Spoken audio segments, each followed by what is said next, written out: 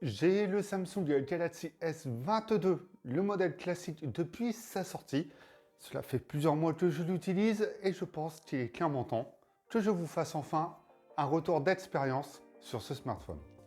C'est le moins cher de la gamme, c'est le plus compact, le plus petit de celle-ci également, mais il ne l'est que par son format. Il est présent pour proposer le meilleur des technologies dans le meilleur format possible et surtout la puissance pour un plus petit prix face aux autres modèles de la gamme. Ce smartphone est sans concession. Il a tout du Galaxy S22 Plus, sauf la batterie qui est un peu plus conséquente sur l'autre modèle, mais également l'écran. Hormis ça, c'est tout. Ce sont dans les grandes lignes les seules différences avec son gros frère. Mais les avantages qu'il a sont la capacité et la puissance à un prix plus attractif pour obtenir le meilleur du smartphone chez Samsung. On a un écran 6.1 pouces AMOLED dynamique 2 Hz, capable d'obtenir un rafraîchissement jusqu'à 120 Hz, 128 ou 256 Go de stockage, 8 Go de RAM, 3700 mAh, supportant la recharge rapide chez Samsung jusqu'à 25 watts, un capteur photo principal de 50 mégapixels, capable de filmer en 8K et qui est accompagné de deux autres capteurs ultra grand angle et zoom. Et comme à son habitude, depuis un petit moment, Samsung ne fournit pas le chargeur dans la boîte et c'est déjà quelque chose qui manque face à la concurrence qui propose encore des chargeurs. Bon point pour certains, mauvais point pour d'autres, c'est un choix totalement personnel, ça ne me gêne pas du tout. Durant tout ce temps d'utilisation, il y a une chose qui m'a réellement marqué, c'est le produit en lui-même, sa qualité de fabrication. Le verre mat à l'arrière, l'acier inoxydable en main, c'est totalement agréable, on adore l'utiliser et j'ai apprécié durant tout ce temps sortir le smartphone de ma poche, l'utiliser, l'avoir en main et également le regarder. J'avais craqué pour le coloris blanc et c'est sans regret. Pour moi, c'est l'un des meilleurs coloris proposés par Samsung sur ce modèle. Dans l'ensemble, on sent que Samsung a enfin proposé un Galaxy S face au S21 beaucoup plus premium et ça se fait ressentir au quotidien. En plus de ça, il est compact, fin, léger. C'est ce que j'attends d'un smartphone en 2022, que je sois capable de l'utiliser à quasiment une seule main, qui ne prenne pas de place dans la poche et surtout qui ne soit pas encombrant. Les bords sont plats, pas d'effet 3D, pas d'écran incurvé et ça ne gêne pas du tout l'utilisation. C'est vrai qu'au visuel, c'est toujours plaisant, mais à l'usage, ça ne l'est parfois pas et Samsung reste sur des choix judicieux. Pour résumer ça, c'est un smartphone que j'ai trouvé confortable à l'utilisation tout en répondant à tous les points que je recherche, puisque le S22 Plus était beaucoup plus large, beaucoup plus imposant, et même si c'est un excellent smartphone, ça me gênait parfois de le ranger ou autre. Donc c'est un choix que vous pouvez faire entre les deux, soit l'aspect très confortable et encombrant qui ne vous gêne pas, soit l'aspect compact qui vous permet justement d'avoir un confort d'utilisation quotidien beaucoup plus poussé. Et l'écran reste sur des choix judicieux du Full HD+, qui consomme beaucoup moins que le WQHD+. On est sur une dalle de 6.1 pouces qui reste confortable sans être trop grand, trop petit. Une très bonne luminosité pour une utilisation extérieure. Les couleurs sont vives. L'écran est paramétrable pour s'adapter au rendu de couleur que vous souhaitez. Enfin bref, c'est l'excellence de l'écran par Samsung. Et en plus de ça, le 120 Hz vous permettra d'obtenir ce qu'il y a de plus fluide sur le marché.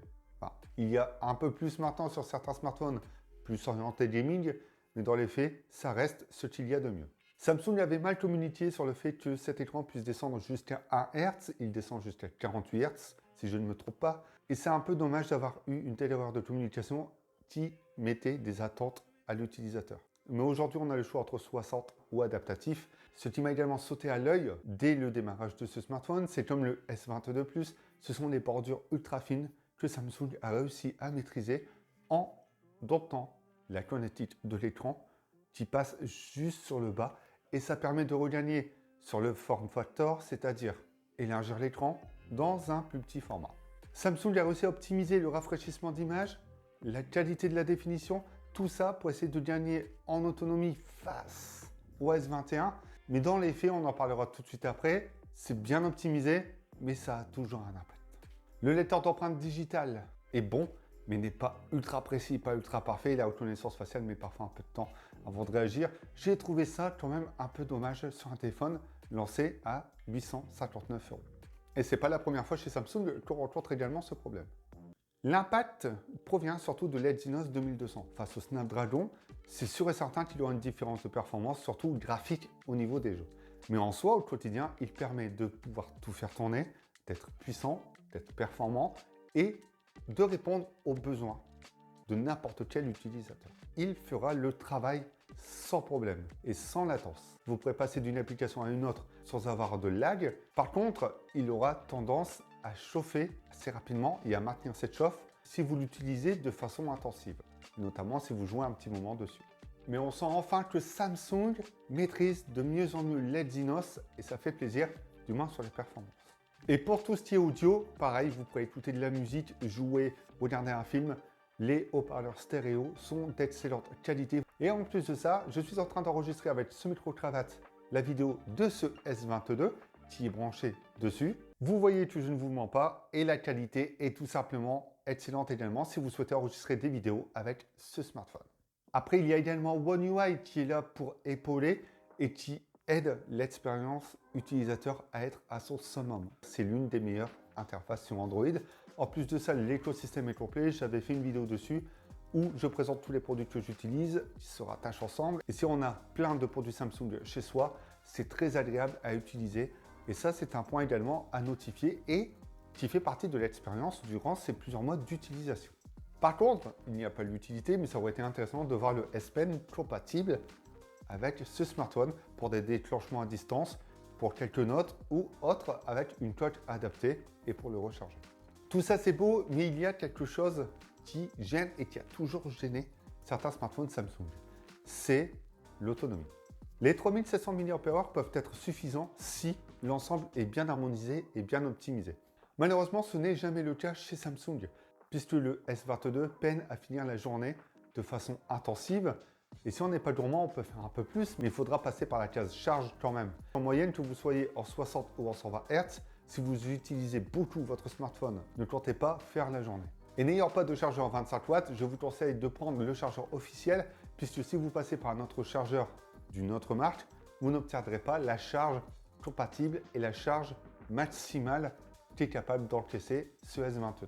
C'est quand même hallucinant de voir qu'en autant d'années, l'Exynos de chez Samsung reste toujours un très bon processeur, mais soit toujours énergivore et que Samsung n'a toujours pas su réellement bien optimiser l'ensemble de ses composants, interface, applications, etc.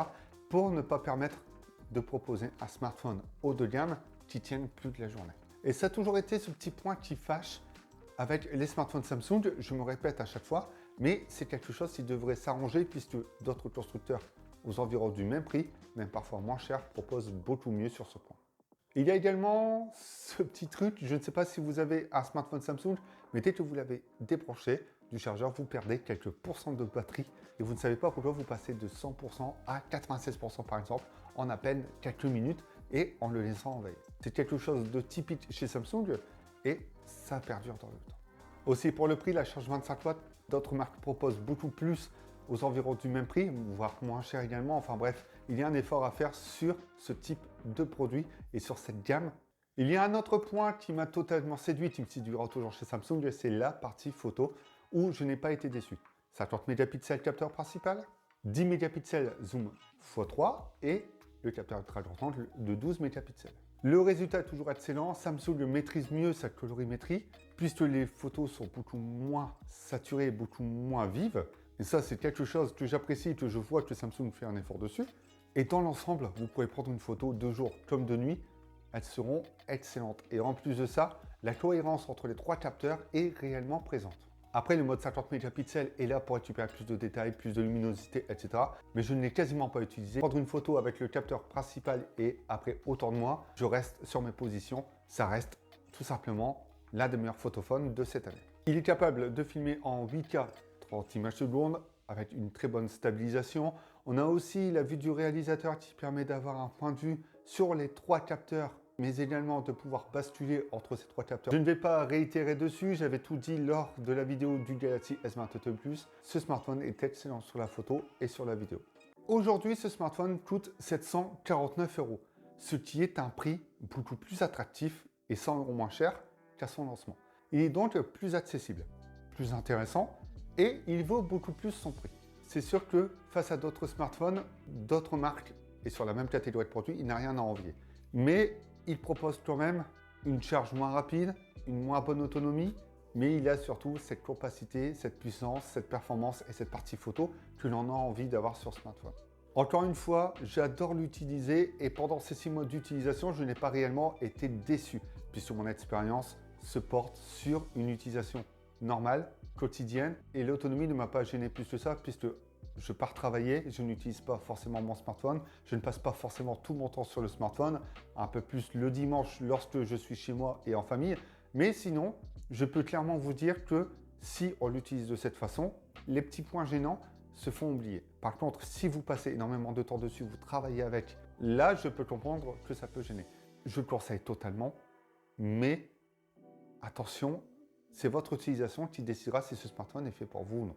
Parce que même si Samsung doit encore améliorer ce point, et c'est le seul point faible, je pense, de cette gamme Galaxy S22, enfin du moins ce Galaxy S22, après, c'est à vous de me dire ce que vous pensez de ce smartphone, de cette gamme et de ce que propose Samsung cette année dans les commentaires. J'espère que cette vidéo vous a plu et si c'est le cas, n'hésitez pas à mettre le petit like, à vous abonner. Nous, on se retrouve bientôt pour d'autres vidéos. Pendant ce temps-là, prenez soin de vous et n'oubliez pas, amusez-vous avec vos smartphones.